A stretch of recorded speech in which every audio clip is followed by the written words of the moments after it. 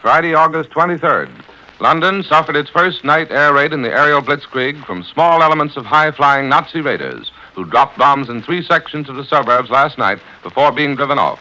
The British retaliate in kind to the German long-range firing across the English Channel.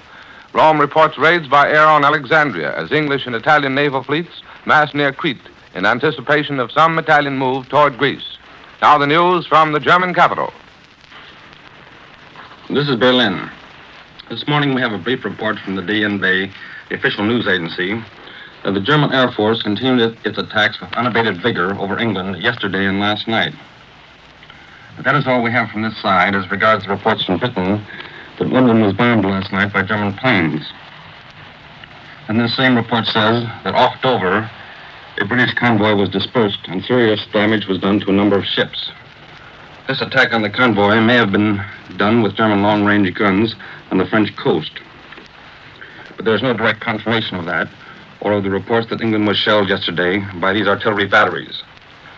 At the Foreign Office press conference this morning, it was stated that the use of the long-range guns would be the last phase of the English tragedy. However, we may have more detailed reports later in the day when the official army communique is released. The official news here this morning also tells us that several harbors in Scotland were bombed, while other raiding attacks were directed against industrial plants in central England and aircraft factories and airfields in southern England. The Germans claim that 11 British planes were shot down yesterday, while the home team lost only 3. Today is the first anniversary of the signing of the historic Russian-German non-aggression pact that preceded this war. This pact cut deep across ideological barricades. Well, the Volkscher Beobachter in the front page editorial this morning fittingly remarks that the history of Europe will give a special place to this day in its pages. The anniversary comments here state that the pact is a great success for Germany and Russia. This paper points out that because of the pact, quote, the danger of the largest extension of the war on the continent of Europe has been disposed of, and the two countries have placed their relations on a basis which was most in line with their traditions and their economic and political possibilities. For previous conflicts between the two countries had always proved to be, to say the least, unprofitable for both of them, end of quote. This editorial continues, stating that Russia and Germany have no cause for conflict as to their living space, and that they don't disturb each other economically, and that in numerous fields they are completely and independently themselves. And then the Volkscher Beobachter concludes by stating that no attempts or intrigues, particularly by the British, have succeeded in disrupting the relations between Russia and Germany. In the last few weeks, there has been a noticeable tightening up of the air raid defense system in Berlin. Automobiles are required to use a special new type of non-reflecting road light. Air raid wardens have been given refresher courses about their duties during an air raid, and the police are handing out penalties instead of warnings for those who violate the blackout regulations. Now this morning, Reichsmarshal Hermann Goering has issued a new announcement to Berliners about air raids, containing a new concession. Henceforth, if the air raid siren sounds, people will not have to go down to the shelters. They will only have to take shelter if they hear the bark of anti-aircraft guns or see searchlights playing in the sky. And the Reichsmarshal adds that anyone who then does not go down to the shelters does so at his own risk. But in any case, it is forbidden to remain out in the streets during an air raid. This new announcement points out that several times recently, enemy planes have visited Berlin at night, and that the new regulations are only for Berlin itself. The Rhineland cities have avowed their own regulations about air raids, for their problems are different in view of the fact that the British concentrate on that area. The desired formula is to provide a maximum of safety with a minimum of disturbance to the ordinary daily routine of the people living in those areas. This is Edwin Hartridge. I return you now to Columbia in New York. This is New York. Here's a dispatch from Cairo. A Royal Air Force communique asserted today that British airplanes had sunk 2 Italian submarines, a destroyer, and a submarine depot ship. Now a dispatch from Rome. Authoritative quarters denied categorically today that Italy had served an ultimatum on Greece, giving her 24 hours to renounce her British guarantees.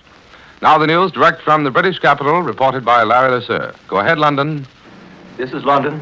A sleepy, eye-rubbing London, for the war came home to Piccadilly last night. Just before dawn, the deep rumble of exploding bombs could be heard in the center of this, the world's largest city.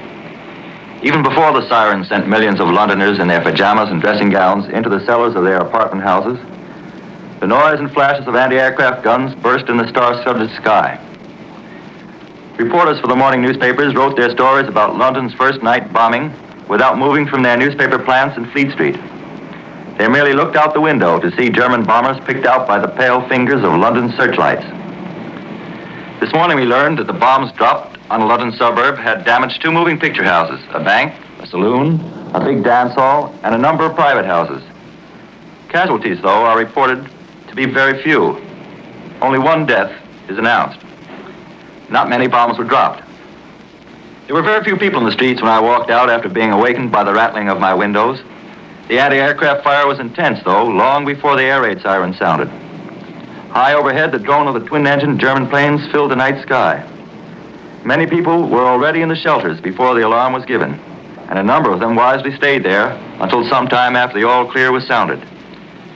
The Air Ministry communique this morning says that German aircraft were over this country, operating singly or in small numbers. Besides the bombs dropped on the London suburbs, areas in England, South Wales, and a town in northeast Scotland were hit.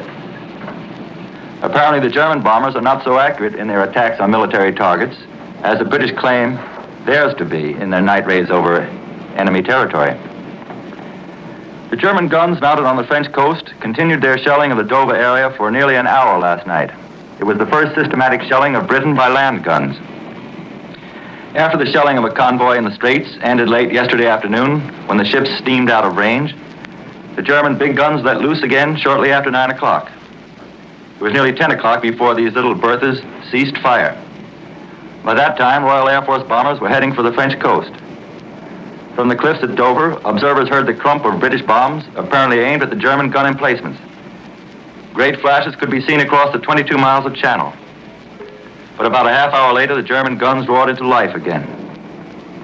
This morning, a British communique states that the German shells caused damage to buildings in the Dover area, and there were a number of casualties.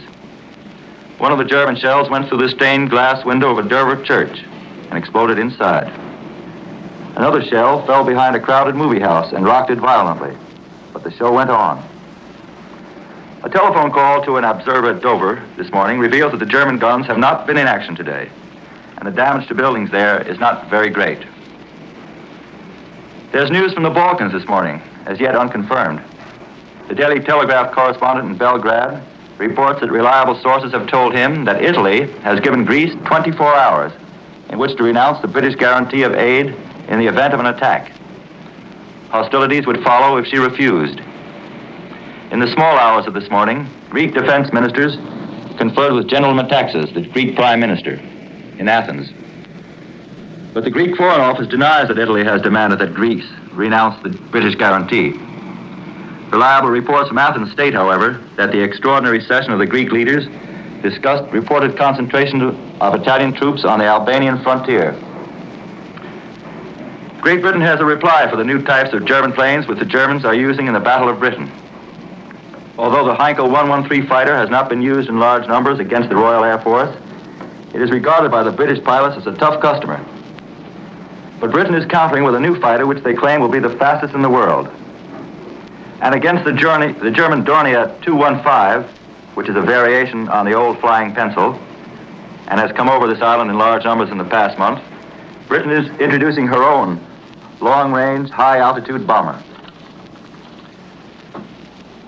Although the German news agency this morning reports that British guns shelled France from across the Channel, sources in London today refuse to deny or confirm that Britain either possesses long-range guns or that they were in action yesterday.